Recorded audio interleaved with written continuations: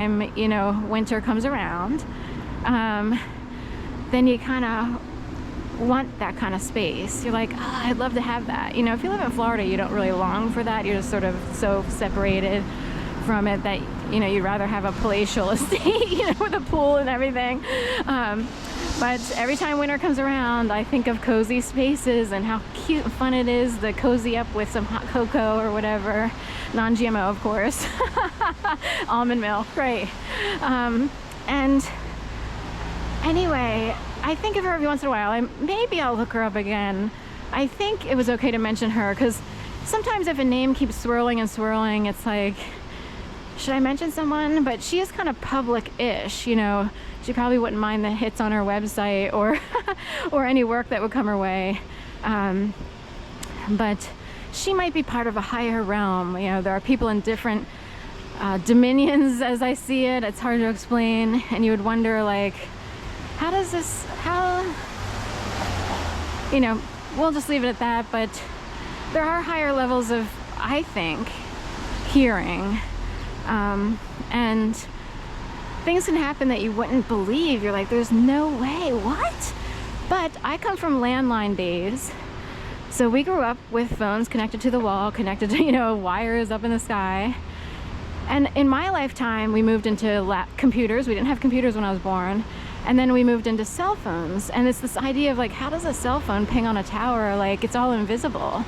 So you can imagine, like, if someone can talk at a cell phone, then it's possible that people can hear at a higher level.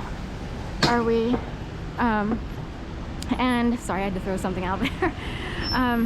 It's possible, like, in a way you could think, well, maybe it could happen. Oh, Deli Boy, I saw Del Boy, but it's Deli Boy, a new truck up there. I'm so used to identifying vehicles on the street, even though I'm not a cop or anything, but I wound up going through some weird invisible training, if you will. It might have been a way to control or harness something that happened a long time ago. I knew every truck that came through here. I knew license plates. I knew there were never any Floridians in Philadelphia. I moved down to Florida for 2.5 years. I come back and we have Florida license plates all over the place. So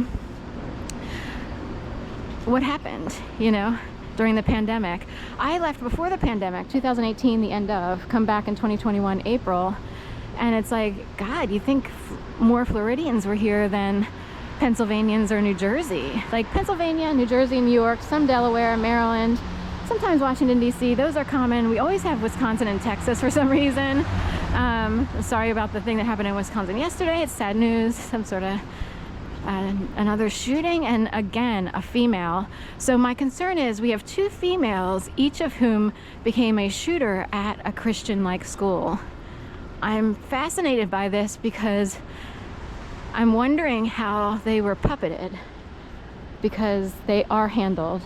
And someone who has agendas could handle females very easily, and they have no clue what they're getting into or why they did it. I can guarantee you these people were taken over.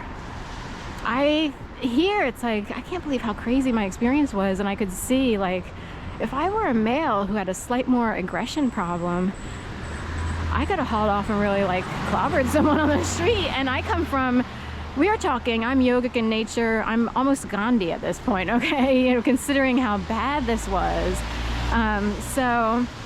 But I could see very quickly that someone could be harassed, taunted, humiliated, exploited, tortured, to the point of just losing it and snapping out on the street.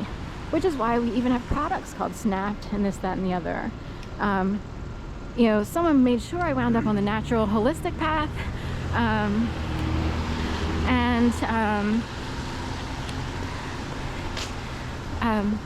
That helped me a lot. It keeps me healthy.